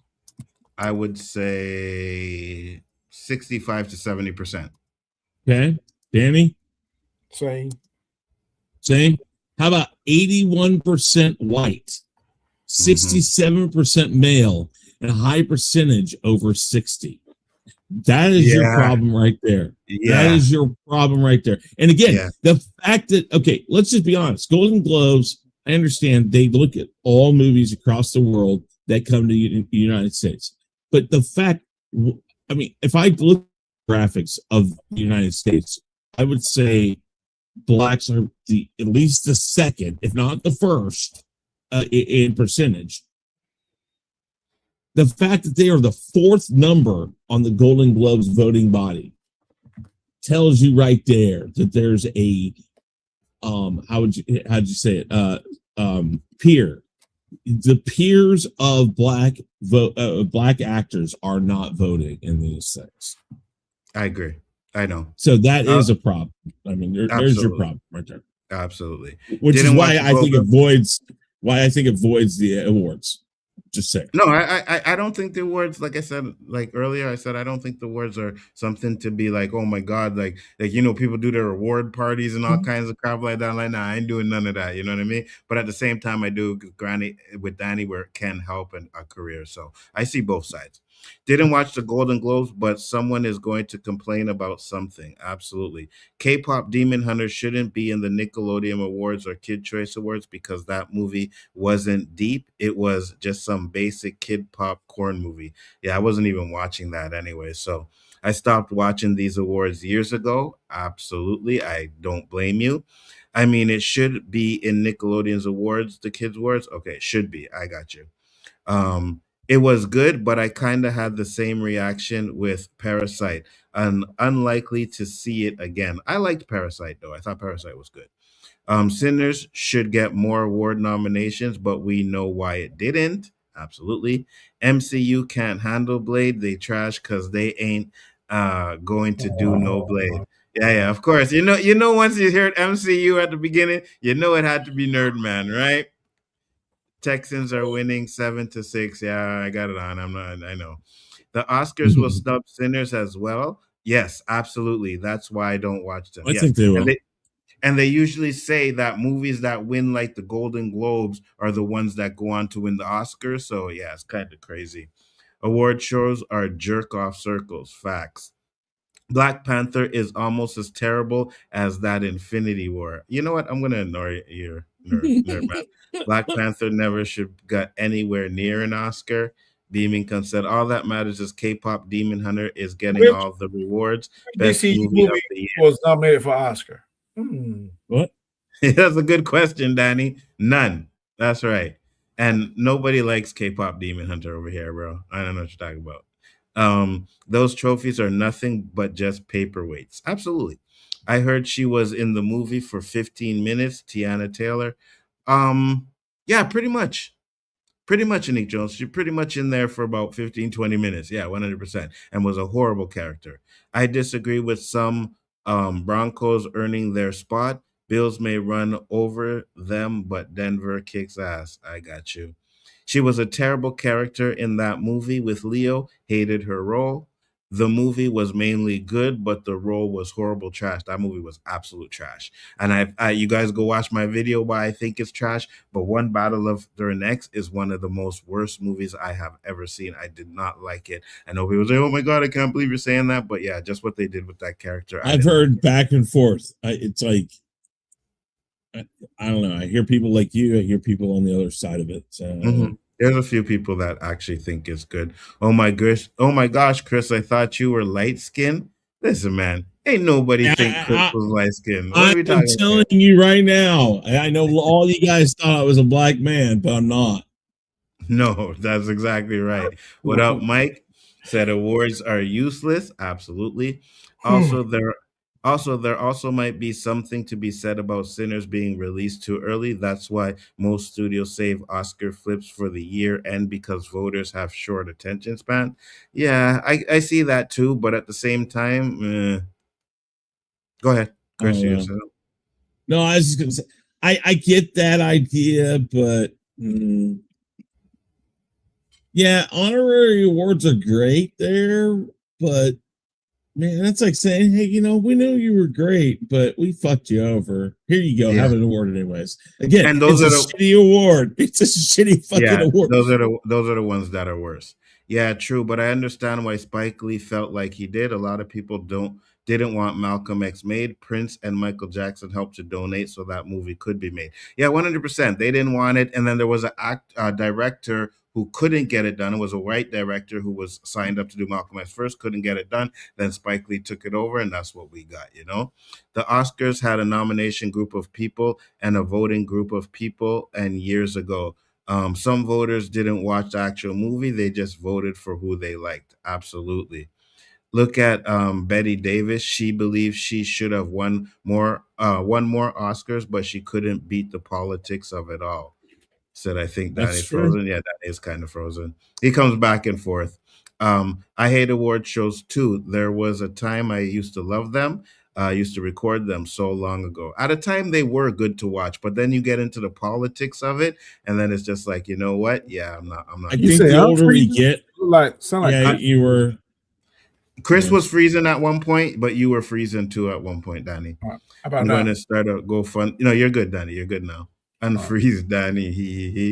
He turned it down because the treatment of Native Americans in cinema. Marlon Brando. Yeah, Brando was a Native American. A white guy gets up there and talks about Native Americans. I mean, yeah, that's right. He got somebody. It was a Native American girl that came and spoke on his behalf, but he turned it down. Again, I think the older we get, we see the politics. And yet we go back and you look and you realize those politics have been there the whole time. And again, I get in this thought process of I don't think it's necessarily right for somebody like Marlon Brando to be the quote unquote white knight to come galloping in and send a Native American girl up there to say he's not taking this award because, of this and this and this. But sometimes it does take somebody like Marlon Brando to say, this is ridiculous. Why am I winning this? Why, but I don't know. It's going to take a very large portion of people to turn the tide on it. Or I saw earlier, whoever said it, that said that they're a dying breed. Right there. Tony. You have it right there. Tony, you said it.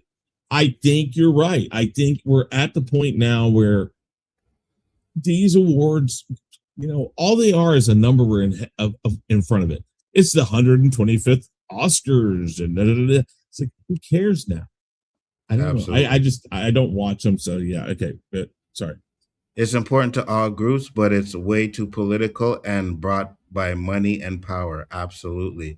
Actors just want to be recognized for their work. That's all, in my humble opinion. No, I agree with you 100%. Take the money out of it and it will be fair. Agreed. Mm-hmm. Nah, it's all ego driven. So what's up, Danny?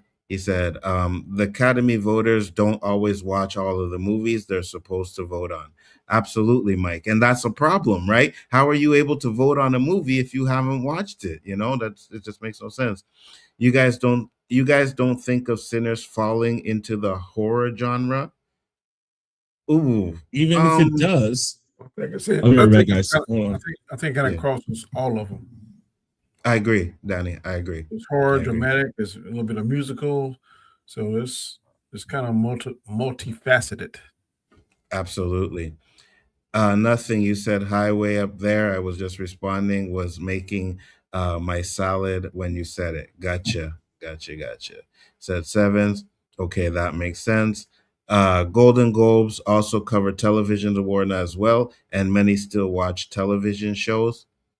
Feige should hire Michael B. Jordan's twin brother from Sinners to play Blade. He seems like he could hold his own against some vampires. Facts. He did actually do that in the movie, right? He held his own. What was his name? Oh, I don't remember. Danny, you watched the movie more than I did. You remember the names? Yeah, give me a minute.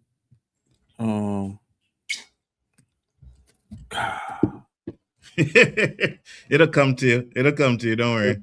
It's the 58 and up.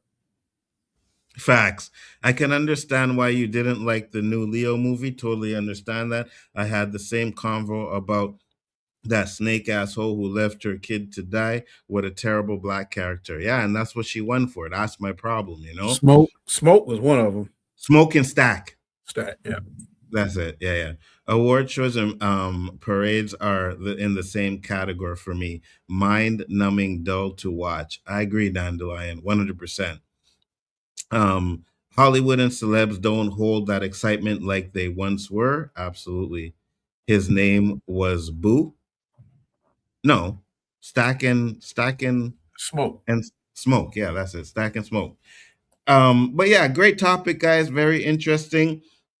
We are going to get into the last topic, which is going to be very interesting. It actually is another topic from the award show, but this is something that a lot of people have been talking about, where it's hold on, let me bring it up. Damison Idris responds to Black Panther 3 rumors at Golden Globe.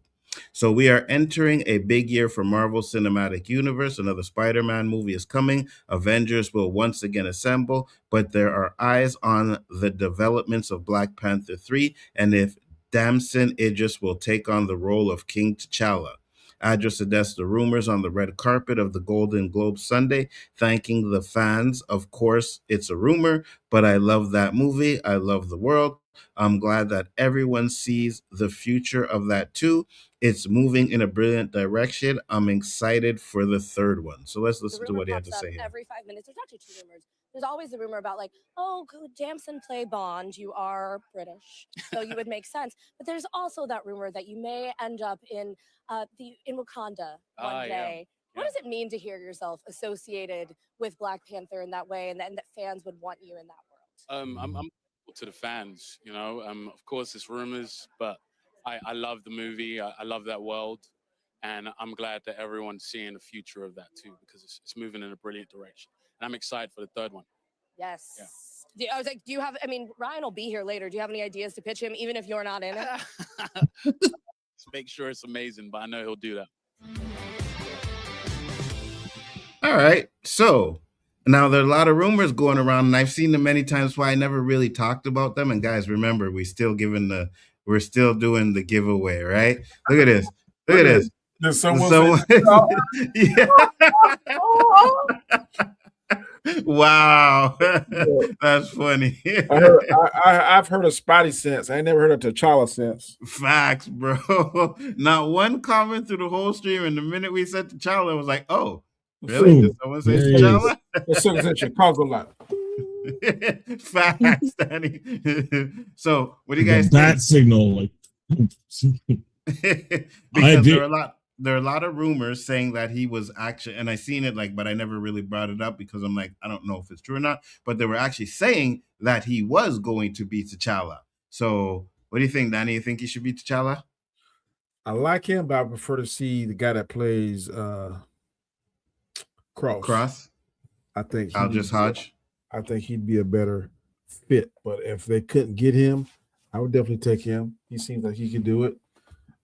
He seems to be interested in the role. I think he would, if he brings the energy he brought in Snowfall, he'll definitely do it because he killed it in Snowfall, the season I watched. So I'd go see it. But if I had my pick, I would pick the guy that played in Cross, Idris Hodge. All right, Chris? I'm good with it. I think he'd do good. F1, he did great in F1. And I'll tell you what, I was even more excited to hear the Bond thing. I think he'd do a great Bond. But I mean, he kind of has that look. And the physical attributes, he's not like, how would I say?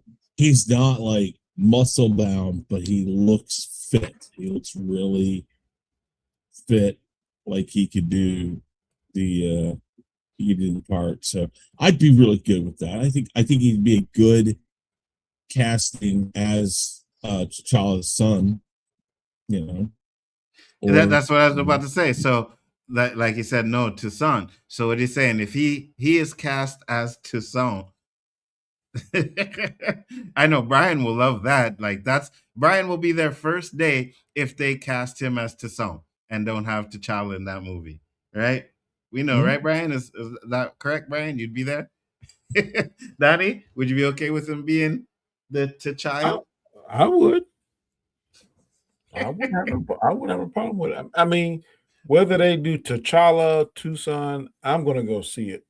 I know people got their opinions, and that's their opinions and their convictions, but I'm not up in arms now. Do I think he should be recasted? Definitely. But if they choose the route of going to make Toussaint actually take his Wakandan name, and he carries on the same stories and has the same characteristics and the same noble background, because T'Challa's not going to teach him, but I think Shuri will teach him some of the same history and background and stuff, and breathe that intelligence into him that T'Challa would. Of course, she can't show him the man things, and I'm not saying she can replace his father, but she could still give them the history and what it means to be a Wakandan. I could definitely see that.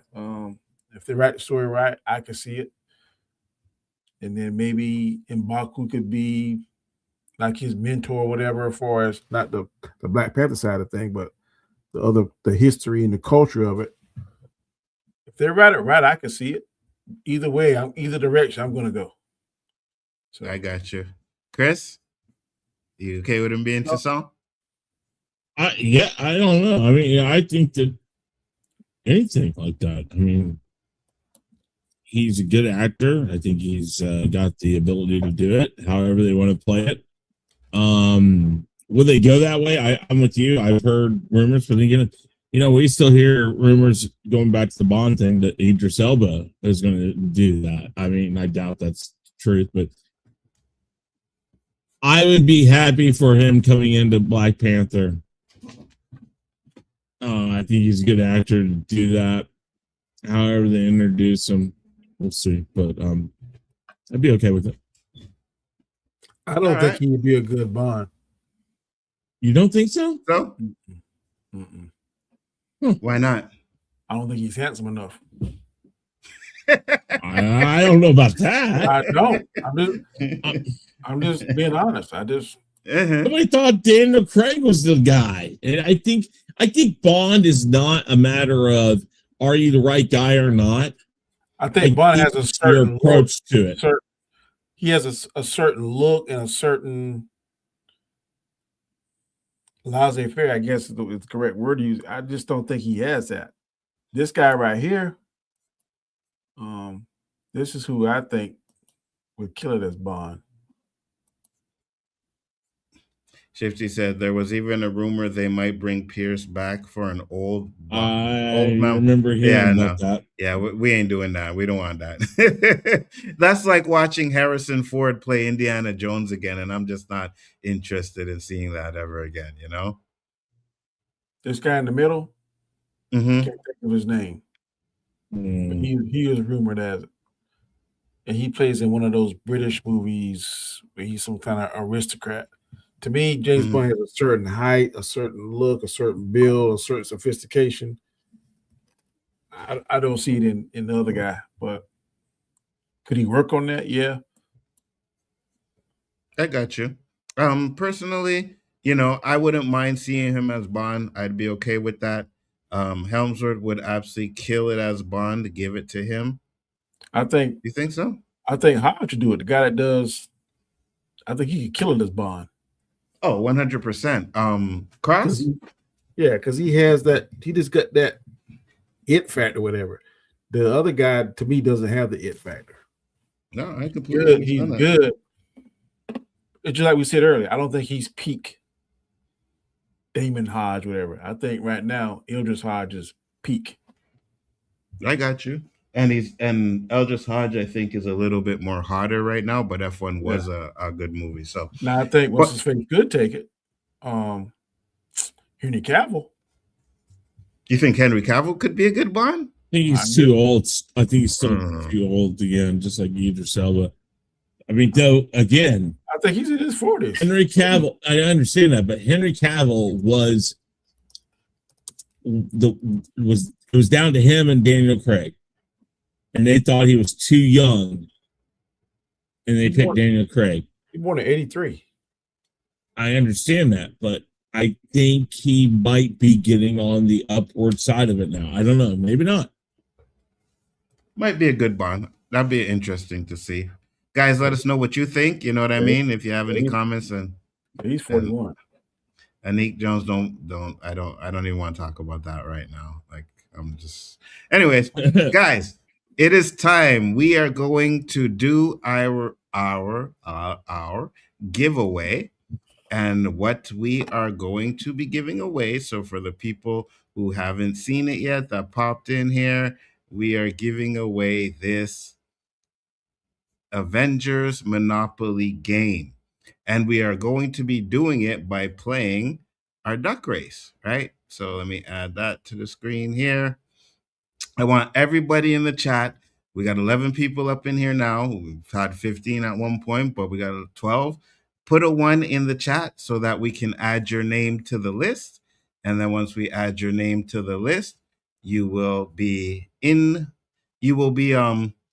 into the game. So and Nzo, I'm so glad that you did mention that it's our duck race. That's right. It's Chaos Central. It belongs to us. Yes, it is ours. All right, so I'm going to add the names into it. Nick, Dandelion, Papa Socks, Tamika.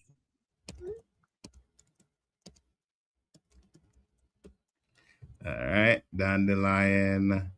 Hold on, I got to go back and forth. We got Anik Jones, Papa Socks, Tamika. First Dandelion loves the duck race. Shitty, you still there? Tony, are you still there? Brian. I don't think who else I saw up here. David Quintana. About Mike. You guys, Mike was here. Mike was here, absolutely. You gotta be present though, guys. You gotta stick around for the whole thing. Yes, absolutely. We need to be able to get you in there, and then get your information if you win as well. So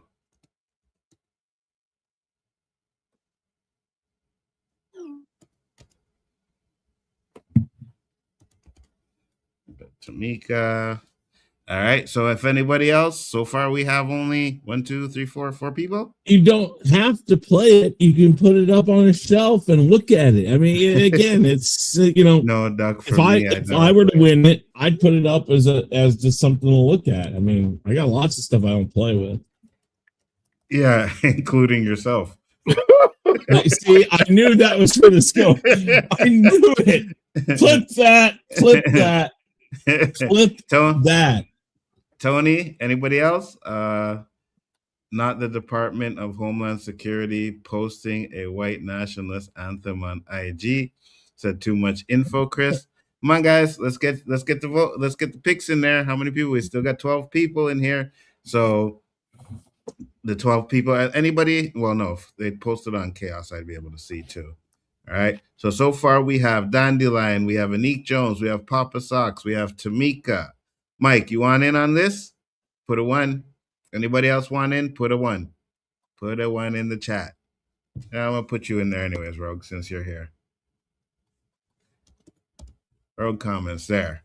If you win it, you could probably sell it in your store. Who knows? Or you can keep it. It's up to you. My daughter was in here earlier. One of them. Yeah, I seen Ashton, right? Yep.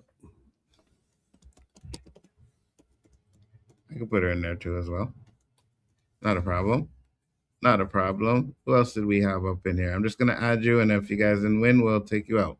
What about you, Brian? You still there?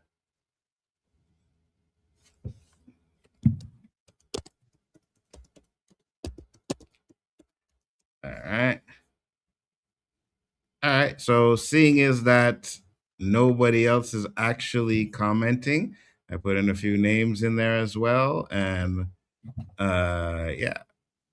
So let's see what we're going to do here. Where is my screen? Add to screen. David was here too. David was here. David was here as well. All right. I'll put David in there too.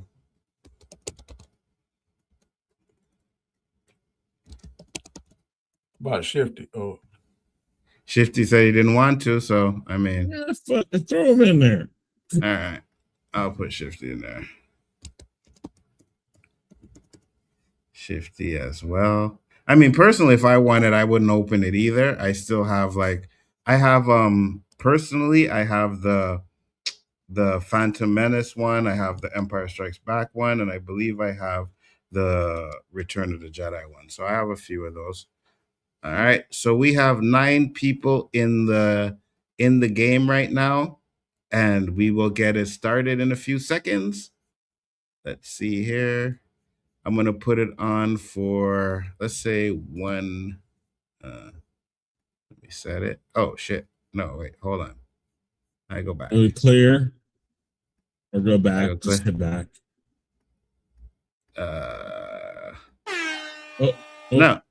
No. Okay, so I can't do it that way. Gotta go back this way. Oh my lord. Clear one more time. Which one?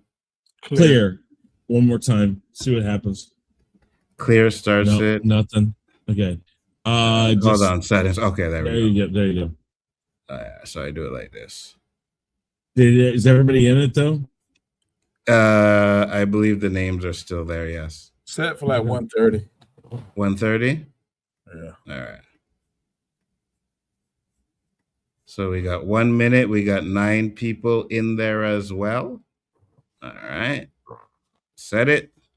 So there it is. We have Shifty, David, Spoiler Kings, Ashton, Rogue, Tamika, uh, uh, Meek. yeah, Anik, and whoever those two are, I can't see. All right, guys. So get ready. We are going to start the race in 5, 4, 3, 2, 1. Let's go. Oh, my daughter ain't gonna win. She out in the front too. Oh no, Yeah. Give it a second. Give it a second. It changes. Watch. Look at David. What is Look this at with David's this Donald duck. Trump duck? What is it with the Donald Trump duck? It's always up there. It's that dandelion or that Super Kings, Spoiler Kings. Oh yeah, whoever's in the background there. Yeah, watch. It's gonna change. I watch Dandelion. The ones in the end behind is the one that comes up. Oh, Rogue went down to the last all the way there. Spoiler King's moving up to the front. Oh, Tamika moving up. Tamika's moving up. Dandelion says Trump duck cheats. Facts. Look at Dandelion duck. That's usually come up. Oh, Tamika moving up there. Oh, look at Shifty sneaking in. No, Dandelion. Papa Sock has just been sitting right there, just chilling out. Yeah, he's not gonna win. David is. David gonna win it. Oh, wow. Trumpy duck. Is David there? Is David Quintana still in the chat? David, are you still there? Still out there. Wow. The if Trump. Not, are we racing again with like 30 seconds? Yep. Go ahead and check that out. David, if he's not here. Still here? See, Trump duck cheated. I know, right? We gotta make sure we don't get no dumb truck. He's not. All right, here. Hit that X up the top. Hit the X. No. I go here. Yeah, Edit you can take names. David comes out. All right, it's done. All right. Drop it down to a minute or 30 seconds. Yeah, a minute. A minute. Do a minute. All right, guys, we're starting it again. 5. You want to shuffle the characters? Let's shuffle the characters. There we go. 5, 4, 3, 2, 1. Race number 2. Well, who gets left behind? Like the first second, somebody's just dropped way to the back. It's like facts. Shifty's all the way in the back. Dandelion's a Bobby. You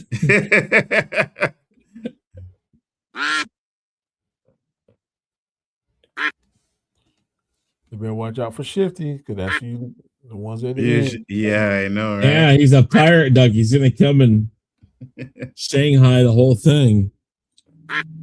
Mike said Trump cheated. Demand a recount. Yeah, we did. Danny. There's a king, though. There's a king. She ain't gonna win. Like Brian coming. Oh, Brian stepping up. What? Total change of everything. Wow. Brian won. Is Brian in the chat though? Brian, are you in the chat?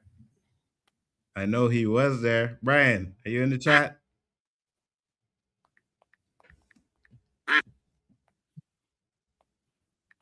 Anik saying no, and Anik won that bad, eh? And he said no, he's not here either. So do we say like Beetlejuice? Just say T'Challa. Yeah, T'Challa. Well, I guess you take him out. Yes, we will take him out. Yeah. All right. So that was another one we taken out of the list. Spoiler Kings. Dropping like flies. Here we go. Yes, they are. All right. So we're gonna set it for 1 minute. We're going to shuffle the characters, and we're going to do this again. All right. Now, guys, if you're in the chat,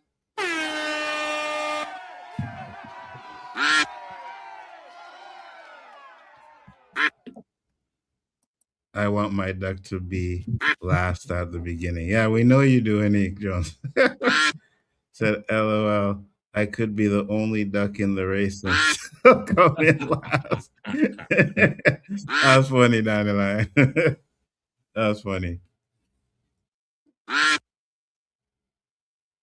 All right, Tamika coming up. Tamika coming up. The Dandelion, Papa Socks.